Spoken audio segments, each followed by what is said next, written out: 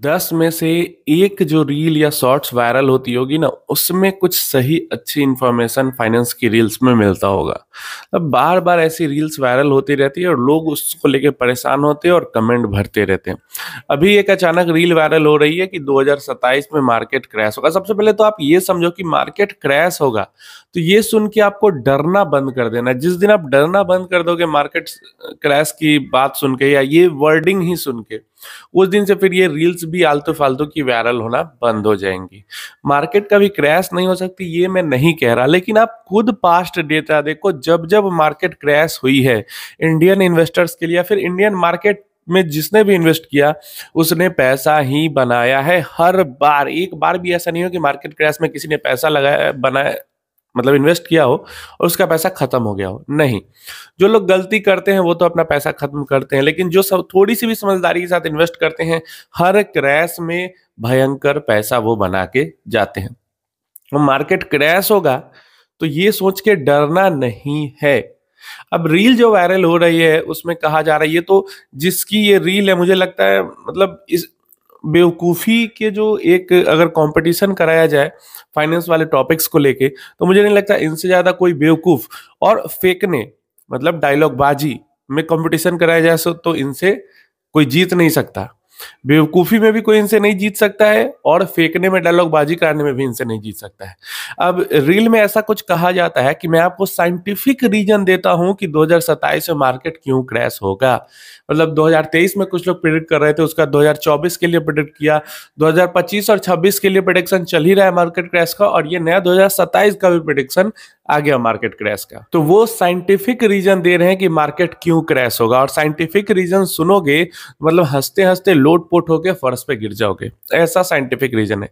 Scientific reason ये है कि 2027 से 15 साल पहले जिन्होंने एसआईपी स्टार्ट की थी उनकी एसआईपी 2027 में कंप्लीट होगी और वो लोग अपना विड्रॉल करेंगे, इसलिए मार्केट क्रैश होगा। ये है साइंटिफिक। बच्चा भी अगर कोई ऐसा बात बोले तो समझ में आता है। कैसे कोई एक ऐसा इंसान जो अपने आप को एक्सपर्ट कहता है मार्केट का, कहता है कि मैं तो बहुत ही भयंकर वाला ट्रेडर हूं, मैं तो 50,000 रुपए से 50 लाख रुपए बना लेता हूं ट्रेडिंग करके, और 50 बारी मैंने ऐसा कर दिया है। तो मतलब उनकी बातें सुनोगे तो ऐसा लगेगा कि जब ऐसा ये बंदा कर ले रहा है तो इसको तो इलॉन मस्क के भी ऊपर रहना चाहिए पैसों के मामले में। लेकिन ऐसा कुछ है नहीं, बस फेंकने आता है इनको, उससे ज्यादा इनको कुछ नहीं आता है। मतलब ये लॉजिक आप समझ रहे हो कि 15 साल पहले किसी ने म्यूचुअल फंड में इन्वेस्टमेंट किया था या इन्वेस्टमेंट स्टार्ट किया था तो वो विड्रॉ करेगा 2027 में, इसलिए मार्केट क्रैश होगी। मतलब इससे ज्यादा बचकाना बेवकूफाना तो कुछ हो ही नहीं सकता। वीडियो नहीं बनाना चाहता था इस रील के ऊपर, इस टॉपिक के ऊपर, लेकिन आप लोग कमेंट करने लगते हो तो बना, क्योंकि आप लोग पैनिक करने लगते हो। भाई बेवकूफी वाले बातें सुन के भी आप लोग पैनिक करने लगते हो। अब नॉर्मल सी बात सोचो, जिसने 15 साल पहले मान लो 2012 में अगर एसआईपी स्टार्ट की होगी, एग्जैक्ट सारे लोग एक डेट पे एक टाइम पे विड्रॉल करेंगे जो मार्केट क्रैश होगा।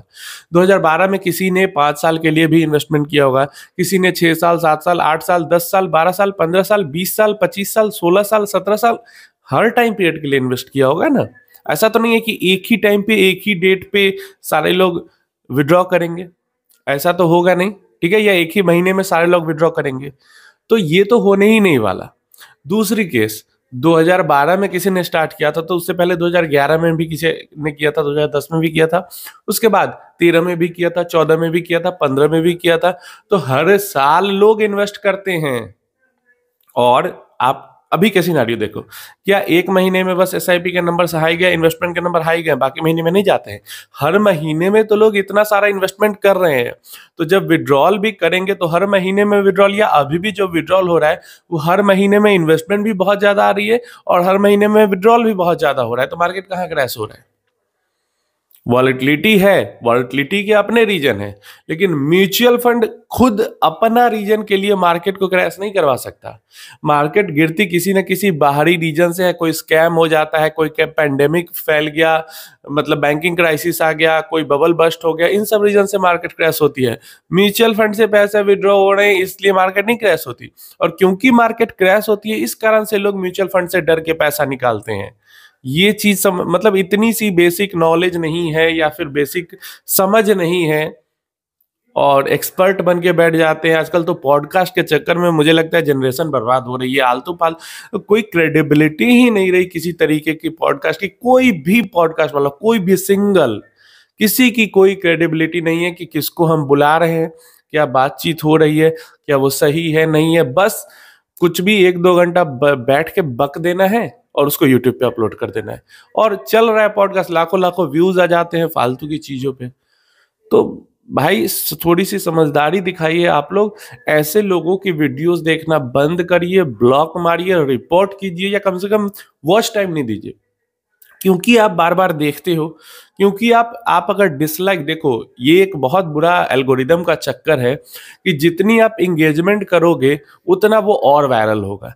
और ऐसा नहीं है कि आप अच्छी चीज लिखो तभी, आप उसको कमेंट में गाली दे के आ रहे हो, आप उसको डिसलाइक करके आ रहे हो, फिर भी उसको इंगेजमेंट मिल रही है, तो वो वीडियो और ज्यादा लोगों को सजेस्ट होगा। अब हम जैसे लोगों के साथ क्या है कि ज्यादा लोग अच्छी चीजें लिखते हैं, और जितने लोग हैं वही हैं।